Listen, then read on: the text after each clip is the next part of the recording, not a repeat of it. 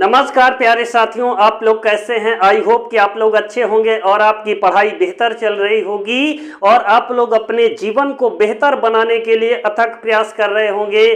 प्यारे साथियों, आज आप लोगों के लिए एक बेहतरीन सेशन लेकर आया हूं। जैसा कि आपको सामने से व्हाइट बोर्ड पर दिख रहा होगा कि आज मैं आप लोगों को क्या पढ़ाने वाला हूं। आज मैं आप लोगों को पृथ्वी से संबंधित बनने वाले उन सारे प्रश्नों को इसमें समाहित किया है जो आपके एग्जाम की दृष्टि से बेहद महत्वपूर्ण है। और प्यारे साथियों, आप लोग देखिएगा, आज की क्लास आप लोगों के लिए बहुत ही बेहतरीन क्लास होगी जो आपके एग्जाम की दृष्टि से बेहद महत्वपूर्ण है। तो आइए प्यारे साथियों, हम समय को ना गवाते हुए अपने मंजिल की ओर चलते हैं और देखते हैं कि पृथ्वी से कैसे कैसे प्रश्न बनते हैं। उन सारे प्रश्नों को आप इस टॉपिक्स में कवर करेंगे जो एग्जाम में बार बार पूछे जाते हैं। तो आइए जानते हैं, आज हम पृथ्वी के बारे में ये समझते हैं कि पृथ्वी को हरा प्लेनेट या ग्रीन प्लेनेट की संज्ञा क्यों दिया जाता है, कारण क्या है।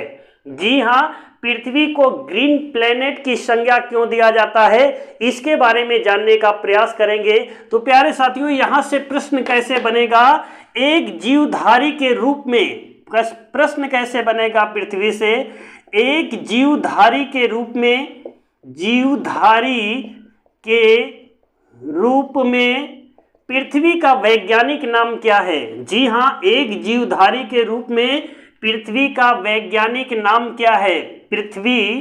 पृथ्वी का वैज्ञानिक नाम क्या है। प्यारे साथियों, बहुत ही बेहतरीन और लाजवाब प्रश्न है। आप इन प्रश्नों को देखें और करने का पूरा प्रयास करें और मैं उम्मीद करता हूं कि आप लोगों को यहां से बेहतरीन प्रश्न मिलने वाले हैं। तो पृथ्वी का वैज्ञानिक नाम की बात करें तो प्यारे साथियों, ग्रीन प्लेनेट कहा जाता है। क्या कहा जाता है, ग्रीन प्लेनेट की संज्ञा दिया गया है। क्या कहा गया है, वैज्ञानिक नाम ग्रीन प्लेनेट कहा गया है। कारण क्या है, ग्रीन प्लेनेट क्यों कहा जाता है, इसको समझने का प्रयास करेंगे। तो याद रखना, ग्रीन प्लेनेट की संज्ञा क्यों दिया जाता है। जी हाँ, प्लेनेट क्यों कहा जाता है, इसको भी थोड़ा जानिएगा। प्यारे मित्रों, पृथ्वी पर जीवन के कारण, जी हाँ, पृथ्वी पर जीवन तथा परिस्थितिकी के कारण, परिस्थिति के कारण याद रखना, ग्रीन प्लेनेट की संज्ञा दिया जाता है। पृथ्वी पर जीवन तथा परिस्थितिकी के कारण ग्रीन प्लेनेट की संज्ञा दिया गया है। ग्रीन प्लेनेट की संज्ञा ये एग्जाम की दृष्टि से बेहद महत्वपूर्ण है। और प्यारे साथियों, आज के इस सेशन में वही प्रश्न आपको पढ़ाए जाएंगे जो आपके एग्जाम में कहीं ना कहीं पुटअप हुए हैं। यदि पूछे गए हैं तो आज उनका आप जवाब मिलेगा। और यह प्यारे मित्रों, इस सेशन को देखिएगा, बहुत ही बेहतरीन सेशन है। अब अगला प्रश्न कौन होगा, तो ग्रीन प्लेनेट क्यों कहा जाता है पृथ्वी को, जीवन के कारण और उसकी परिस्थिति के कारण जो है इसको ग्रीन प्लेनेट की संज्ञा दिया गया है और वैज्ञानिक इसका नाम है। अब देखेंगे प्यारे मित्रों, अगला जो प्रश्न होगा, पृथ्वी का विषुवती व्यास कितना है। जी हाँ, पृथ्वी का विषुवती व्यास कितना है, ये प्रश्न आया हुआ है। प्यारे मित्रों, पृथ्वी का विषुवती व्यास कितना है, इसका आंसर क्या होने वाला है। आप लोग भी जरा लगाते रहिएगा कि इसका आंसर क्या होने वाला है। इससे आपको अनुभव मिलेगा, एक जानकारी मिलेगी हमें कितना आ रहा है और ऐसे प्रश्नों को करने की जरूरत है। तो प्यारे मित्रों, पृथ्वी का विषुवती व्यास 12,756, जी हाँ 12,756 किलोमीटर है। कितना है, 12,756 किलोमीटर पृथ्वी का विषुवती व्यास है। अगर यहीं से आपसे ये प्रश्न पूछा जाए कि पृथ्वी का ध्रुवी व्यास कितना है, जी हाँ, अगर आपसे प्रश्न यहाँ पर आ जाता है पृथ्वी का ध्रुवी व्यास कितना है, ध्रुवी व्यास कितना है। प्यारे मित्रों, बहुत ही लाजवाब प्रश्न है, कितना है। तो आपके पास ऑप्शन क्या होना चाहिए, तो प्यारे मित्रों, पृथ्वी का ध्रुवी व्यास कितना है, आइए इसको जानने का प्रयास करते हैं। तो प्यारे मित्रों, इसका जो आंसर होने वाला है 12,756 12,714 किलोमीटर है। कितना है? 12,714 किलोमीटर पृथ्वी का ध्रुवीय व्यास है। ये वाला व्यास है, ये ध्रुव है, ये ध्रुव है, ये वाला व्यास। और पृथ्वी का जो विषुवतीय व्यास है ये कितना है? 12,756। और ध्रुवीय व्यास कितना है? 12,714 किलोमीटर। प्यारे मित्रों, बहुत ही लाजवाब प्रश्न है और ऐसे प्रश्नों का संग्रह आप लोगों को प्यारे मित्रों द ग्रेट एजुकेशन के ऑनलाइन प्लेटफॉर्म पर कराए जा रहे हैं, जो आपके एग्जाम की दृष्टि से बेहद महत्वपूर्ण है। तो आइए और आगे चलते हैं, देखते हैं बेहतरीन से बेहतरीन प्रश्नों को लिया है जो आपकी एग्जाम की दृष्टि से बेहद महत्वपूर्ण है। तो अगला प्रश्न क्या है प्यारे मित्रों? भूपर्पटी में सर्वाधिक मात्रा में पाया जाने वाला रासायनिक तत्व कौन सा है? भूपर्पटी पर सर्वाधिक मात्रा में पाया जाने वाला रासायनिक तत्व कौन सा है? लगाइएगा, अपने से भी इसको आंसर लगाने की कोशिश कीजिए। मेरा वन लाइनर पढ़ाने का एक ही उद्देश्य है प्यारे मित्रों, प्रश्नों को तोड़ कर छोटे छोटे प्रश्न बना दिया जाए और जो आपको आसानी से याद हो जाए। तो प्यारे मित्रों, भूपर्पटी पर सर्वाधिक मात्रा में पाया जाने वाला रासायनिक तत्व कौन सा है? तो याद रखना, ऑक्सीजन है। कौन सा है? ऑक्सीजन है।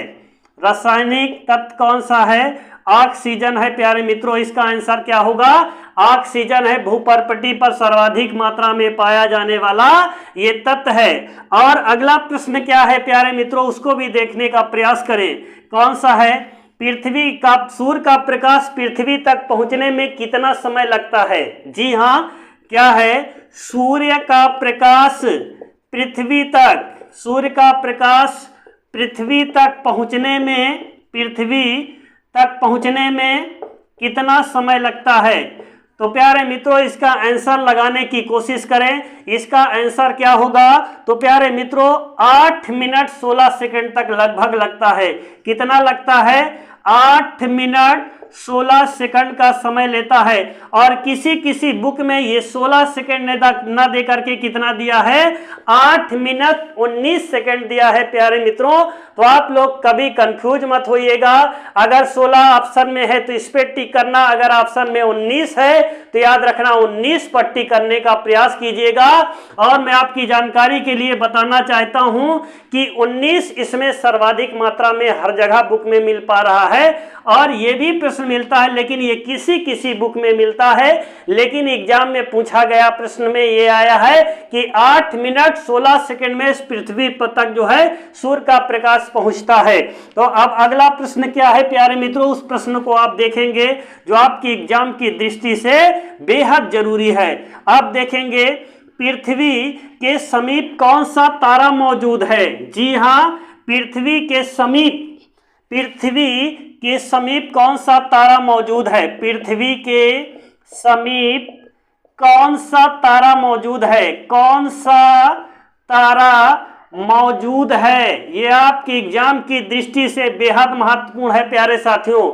आप लोग आंसर लगाइए, टिक करिए, अपने माइंड में याद करिए कि इसका आंसर क्या होने वाला है, जो आपके एग्जाम की दृष्टि से बेहद महत्वपूर्ण है। ऐसे प्रश्नों को मैंने आज समाहित किया है और देखिएगा, बहुत ही लाजवाब प्रश्न है। पृथ्वी के समीप कौन सा तारा मौजूद है?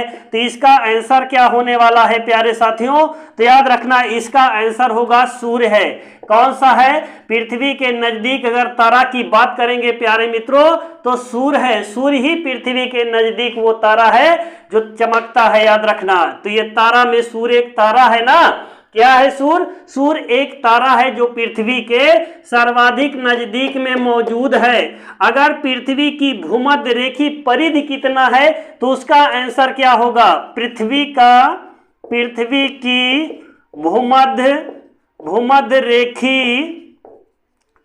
की भूमध्य रेखी परिधि कितना है? परिधि कितना है प्यारे मित्रों? इसका आंसर आप लोग लगाइएगा, कितना है? तो प्यारे मित्रों, इसका आंसर क्या होने वाला है? पृथ्वी की भूमध्य रेखी परिधि कितना है? परिधि, आप लोग समझ पा रहे हैं मेरी बात को? पृथ्वी की भूमध्य रेखी परिधि कितना है? तो याद रखना प्यारे साथियों, इसका जो आंसर होने वाला है वो 40,000 किलोमीटर। कितना है? 40,000 किलोमीटर लगभग में है। क्या है प्यारे साथियों? लगभग में है, एग्जैक्ट नहीं है। कितना है? 40,000 किलोमीटर लगभग में है। इसका जो आंसर होगा 40,000 किलोमीटर लगभग होगा। भूमध्य, पृथ्वी की भूमध्य रेखी परिधि कितना है? 40,000 किलोमीटर। अब देखेंगे इसी से बनने वाले सारे प्रश्नों को आज मैंने लिया है, जो आपके एग्जाम में कहीं ना कहीं यहाँ से प्रश्न जो है पूछे गए हैं। तो अगला जो प्रश्न है प्यारे मित्रों, पृथ्वी पर दिन और रात कब कब बराबर होते हैं? जी हाँ, पृथ्वी पर दिन और रात कब कब बराबर होते हैं? कब कब बराबर होता है? तो प्यारे साथियों, जैसा कि आप लोग सब जानते होंगे, और नहीं जानते तो आप लोगों के इससे माध्यम से मिल जाएगा। पृथ्वी पर दिन और रात कब बराबर होते हैं? तो 21 मार्च 23 सितंबर को पृथ्वी पर दिन और रात बराबर होते हैं।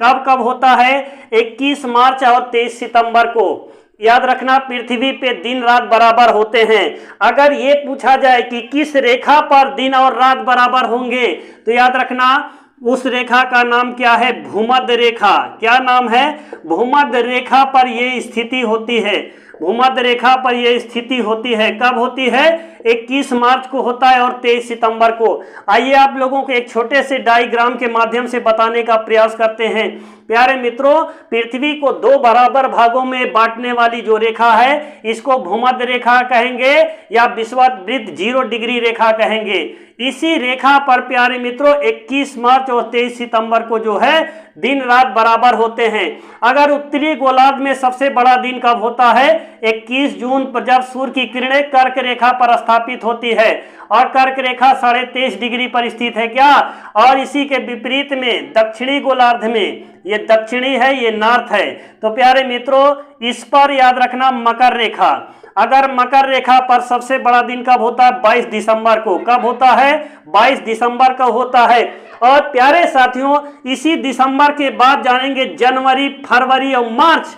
और जैसे ही मार्च यहां पर आया, 21 मार्च को सबसे बड़ा दिन हो जाएगा। अगर इसके कारण की बात करें प्यारे साथियों, तो 21 मार्च को सूर्य की किरणें भूमध्य रेखा पर सीधी पड़ती है, इसलिए यहां पर जो है दिन रात बराबर होते हैं। और मार्च के बाद से ही उत्तर भारत की उत्तर में, उत्तरी गोलार्ध में दिन की जो अवधि होती है वो बढ़ना प्रारंभ हो जाती। मार्च के बाद अप्रैल, मई और जून। और जैसे ही आप यहां जून में पहुंचे, तड़ातड़ सबसे बड़ा दिन उत्तरी गोलार्ध में कब होगा? 21 जून को सबसे बड़ा दिन होगा। और प्यारे साथियों, जून के बाद आप देखिएगा जुलाई, अगस्त, फिर यहां पर आ गया सितंबर। और सितंबर कितने सितंबर? 21 मार्च 23 सितंबर को। 23 सितंबर को दिन रात बराबर होते हैं भूमध्य रेखा पर। और सितंबर के बाद फिर देखेंगे सितंबर, जून जुलाई का सितंबर, अक्टूबर, नवंबर, और ये देखिए फिर दिसंबर। 3 दूनी 6, 3 दूनी 6, ये हो गया 12 महीने की स्थिति। और 12 महीने की स्थिति में प्यारे साथियों, यहां से प्रश्न क्या बनेगा कि उत्तरी गोलार्ध में सबसे बड़ा दिन 21 जून को, दक्षिणी गोलार्ध में सबसे बड़ा दिन 22 दिसंबर को। अगर भूमध्य रेखा पर दिन रात बराबर कब होते हैं? तो 21 मार्च 23 सितंबर को दिन रात पृथ्वी पर बराबर होते हैं। रेखा पूछेगा तो भूमध्य रेखा 0 डिग्री भूमध्य रेखा या विषुवत रेखा पर दिन रात बराबर होता है। आई होप कि प्यारे साथियों आप लोग मेरी बात को यहां तक समझ पाए होंगे। आप इसके आगे चलते हैं और देखते हैं कैसे कैसे पृथ्वी से बनने वाले आज प्रश्नों को मैंने इसमें समाहित किया है, जो आपकी एग्जाम की दृष्टि से बेहद महत्वपूर्ण है। तो प्यारे मित्रों, आप यहां पर देखिए, पृथ्वी पर ऋतुएं बदलने का कारण क्या है? जी हां, पृथ्वी पर ऋतु बदलने का कारण क्या है? बदलने का कारण क्या है? तो प्यारे मित्रों, पृथ्वी पर ऋतु बदलने का कारण क्या है? इसमें देखिए, कारण की अगर बात करें तो ऋतु क्यों परिवर्तित होती है? तो याद रखना, सूर्य के चारों ओर चक्कर लगाना, सूर्य के चारों ओर सूर्य के चारों ओर चक्कर लगाना। और दूसरा कारण क्या है, इसी के साथ साथ प्यारे मित्रों 23.5 डिग्री पर झुकाव है। ये दोनों कारण है प्यारे मित्रों पृथ्वी पर जो है ऋतु परिवर्तन होने का। सूर्य के चारों ओर जब चक्कर लगाती है प्यारे मित्रों तो उसको क्या बोला जाता है, जब सूर्य के चारों ओर चक्कर लगाती तो उसको बोलते हैं परिक्रमण काल। क्या कहते हैं, परिक्रमण काल कहा जाता है। चारों ओर सूर्य के जब चक्कर लगाती है तो इसे कहा जाता है, क्या बोला जाता है, परिक्रमण काल। और जब वो सूर्य के चारों ओर चक्कर लगाती है प्यारे मित्रों तो वह कभी सूर्य के नजदीक जाती है तो कभी वह सूर्य से दूर जाती है। पृथ्वी सूर्य के नजदीक कब जाती है और पृथ्वी सूर्य से दूर कब जाती है, तो प्यारे साथियों इसको भी समझने का प्रयास करेंगे। पृथ्वी सूर्य के नजदीक कब जाती है, तो प्यारे साथियों पृथ्वी सूर्य के नजदीक 3 जनवरी को कब जाती है, 3 जनवरी को जाती है। अगर दूर की बात करें पृथ्वी दूर कब जाती है, तो दूर कब जाती है तो 4 जुलाई को जाएगी। कब जुलाएगी, 4 जुलाई को दूर जाएगी और 3 जनवरी को पृथ्वी सूर्य के नजदीक जाएगी। आई होप कि आप लोग मेरी बात को समझ पाए होंगे प्यारे साथियों कि ऋतु बदलने का जो कारण है पृथ्वी सूर्य के नजदीक जाना, दूर जाना और 23.5 डिग्री पर जो है उसका झुकाव है। और भी इसमें एक प्रश्न है प्यारे साथियों, पृथ्वी पर दिन और रात होने का कारण क्या है। जी हाँ, पृथ्वी पर दिन और रात होने का कारण क्या है, पृथ्वी पर दिन रात होने का कारण क्या है। इस कारण को समझेंगे प्यारे साथियों जो आपकी एग्जाम की दृष्टि से ये बेहद महत्वपूर्ण है। और मैं उन साथियों को समझाना चाहता हूं जो अभी नए बच्चे हैं, उनके लिए ये प्रश्न बेहद जरूरी है। और ये भी जानना जरूरी है कि परिभ्रमण काल क्या होता है और परिक्रमण काल क्या होता है। और आप लोगों ने परिक्रमण काल के बारे में पढ़ लिया है, अब देखेंगे परिभ्रमण काल। पृथ्वी पर दिन रात होने का कारण क्या है, परिभ्रमण काल। क्या है, परिभ्रमण काल। परिभ्रमण काल का अर्थ क्या होता है, जब पृथ्वी अपने अक्ष पर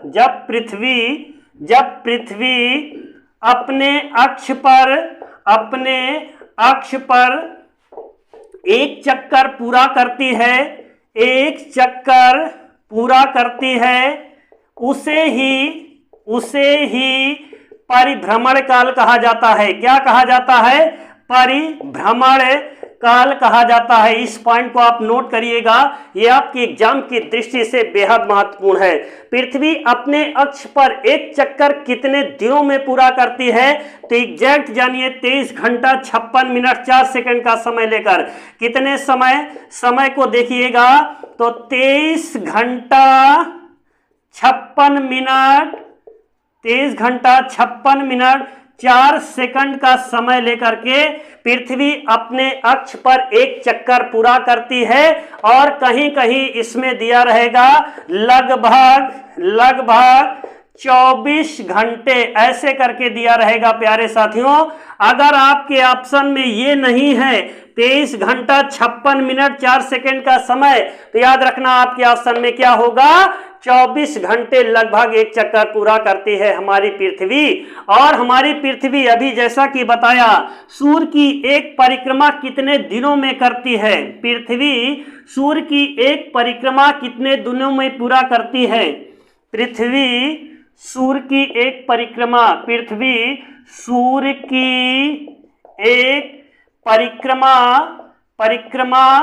कितने दिनों में पूरा करती है, कितने दिनों में पूरा करती है। आई होप कि आप लोग मेरी बात को करती है, इसको आप लोग बेहद जरूरी है आपको जानना। तो प्यारे साथियों पृथ्वी सूर्य की एक परिक्रमा कितने दिनों में पूरा करती है, इसको जानने का प्रयास करें। तो याद रखना 365 दिन, कितना, 365 दिन 5 घंटा 48 मिनट 46 सेकंड का समय लेकर के लगभग। प्यारे साथियों इतने समय में हमारी पृथ्वी सूर्य की एक परिक्रमा पूरा करती है जिसे ऋतु परिवर्तन होता है, जैसा कि मैंने अभी आप लोगों को बता दिया है। ये एग्जैक्टेड टाइम है प्यारे साथियों, जो आपके एग्जाम में कहीं ना कहीं ये पूछा जा चुका है। आप प्यारे मित्रों, आप लोग क्या देखेंगे, एक प्रश्न और देखिए जो आपके एग्जाम की दृष्टि से बेहद महत्वपूर्ण है। पृथ्वी के सबसे नजदीक कौन सा है, सबसे दूर कौन सा है? तो याद रखना, पृथ्वी का मार एक उपग्रह है, चंद्रमा। और प्यारे साथियों, क्वेश्चन क्या है, पृथ्वी सदृश ग्रह कौन है? क्या है? पृथ्वी सदृश ग्रह कौन है? ग्रह कौन है? तो प्यारे साथियों, पृथ्वी सदृश ग्रह मंगल ग्रह है। कौन सा है? मंगल ग्रह को पृथ्वी सदृश ग्रह, यानी कि पृथ्वी जो मंगल की बनावट है प्यारे मित्रों, वो पृथ्वी के समान है, इसलिए जो है मंगल ग्रह को क्या बोला गया है?